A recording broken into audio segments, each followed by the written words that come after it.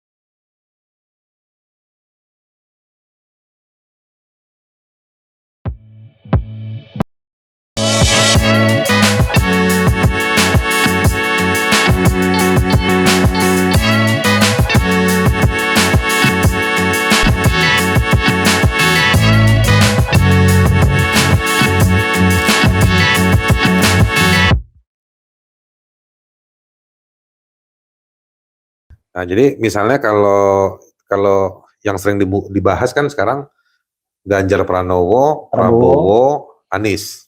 Ini kan dugaan saya nih sekarang bagaimana caranya supaya Anies nggak bisa daftar sebagai calon atau tidak dicalonkan oleh partai. Nah, jadi nanti tinggal kalau pakai bahasa hari ini tinggal Ganjar sama Prabowo. Baru nanti ada pertarungan itu lagi. Nah, atau misalnya Anies lolos, maka yang dua itu nanti kemungkinan besar ngepung Anies. Kalau melihat situasi hari ini, bisa jadi nanti salah satu dari mereka gabung, misalnya yang punya rekam jejak gabung sama Anies kan Prabowo. Tapi Prabowo juga punya rekam jejak yang sampai hari ini, rekam jejak kontemporernya dengan kelompok pendukungnya Ganjar Pranowo. Nah, jadi pertanyaannya kan pesimis atau tidak? Kalau Prabowo sama Ganjar itu sudah jelas dia punya kelekatan ya dengan kekuasaan. Anies pernah jadi menteri, tapi kemudian menjadi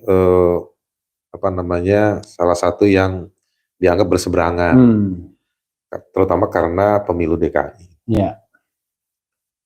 Bisa jadi Anies ini dikelilingi tadi itu supaya nggak maju, karena bukan bisa jadi, memang kelihatannya dia menjadi harapan.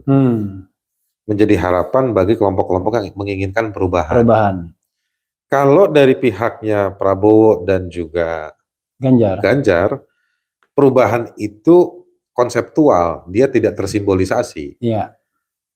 Karena bagaimana mau simbolisasi di Indonesia ini kan melihat patron ya orang. Keduanya ini bagian dari kekuasaan. Secara partai, secara kabinet, secara struktural. Kalau Anies memiliki simbol itu. Nah, jadi memang ada arus yang kuat melekat pada nama Anies untuk dijadikan sebagai simbol perubahan. Persoalannya juga orang-orang ini, saya pernah berdebat sama beberapa orang yang mendukung Anies hari-hari ini. Dan berharap Anies jadi presiden di 2024. Persoalannya Anies juga maju dengan cara yang sama. Dengan kita diskusinya dengan elitis oligarkis ini. Dengan elitis masyarakat politik yang oligark itu. Nah, itu satu. Yang kedua, Anies juga melakukan sejumlah hal yang mirip atau sama. Mass gathering, perkumpulan massa, tapi tidak ada yang tidak melakukan uji konten. Apakah saya seorang Anies Baswedan adalah orang yang bisa nyelesain problem kamu? I see. Ya kan? Misalnya begini nih Om Refli, kita kalau debat presiden berapa kali? 7 kali? 5 presiden, 2 wapres kan? Di setiap 5 itu kan ada multi issues. Dikalikan 5, taruhlah 3 setiap sesi. Maka ada 15 isu. Siapa yang mengalgoritmakan? Siapa yang mensurvei? Apakah 15 isu ini kuat dimiliki oleh Anies, Ganjar, atau Prabowo?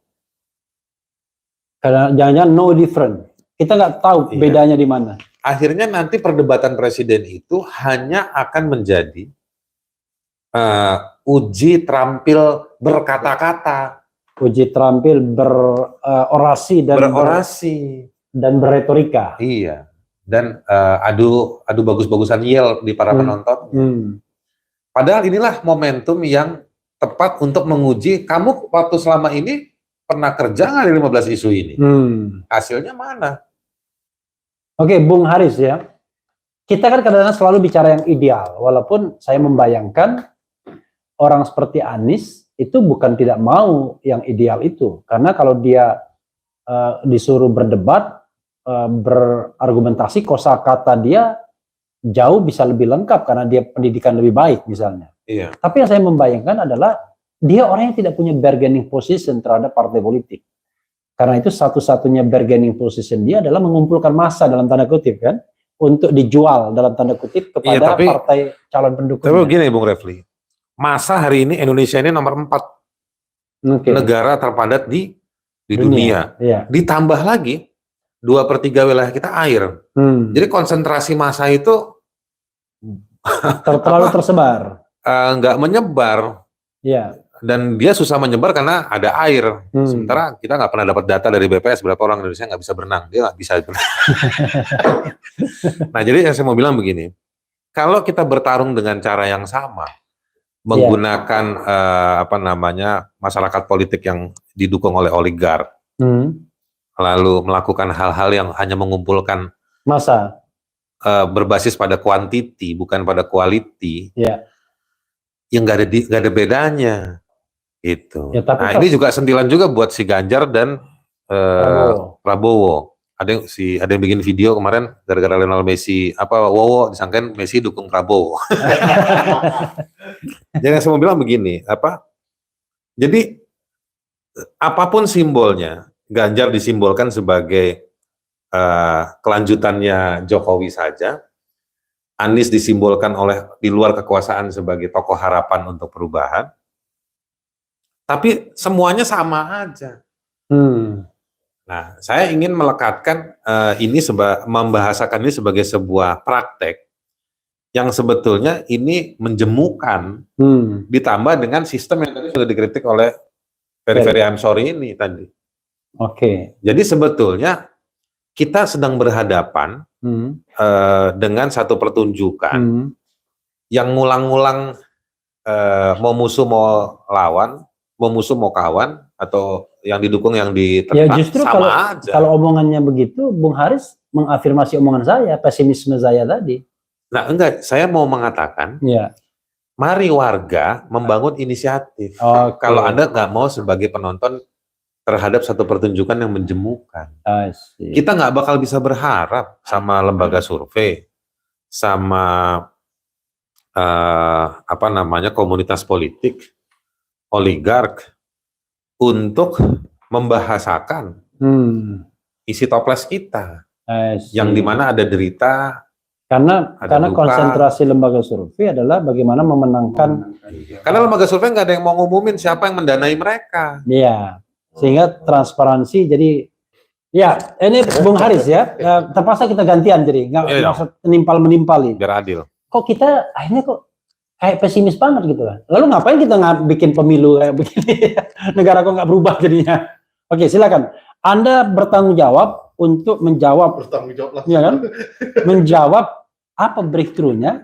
Apa kita nggak punya breakthrough atau memang pasrah atau gimana? Silakan. Eh, breakthrough-nya sebetulnya di setiap pemilu itu muncul. Solidaritas, partisipasi, kreativitas, inisiatif dari publik itu selalu muncul. Tanpa kita misalnya melihat apakah calon yang dipilihnya itu memenuhi syarat atau standar untuk kebutuhan kita ke depan atau tidak gitu. Terlepas dari soal itu, partisipasi publik itu ada. Nah, di setiap tahun itu di setiap masa pemilu itu sebetulnya partisipasi itu meningkat.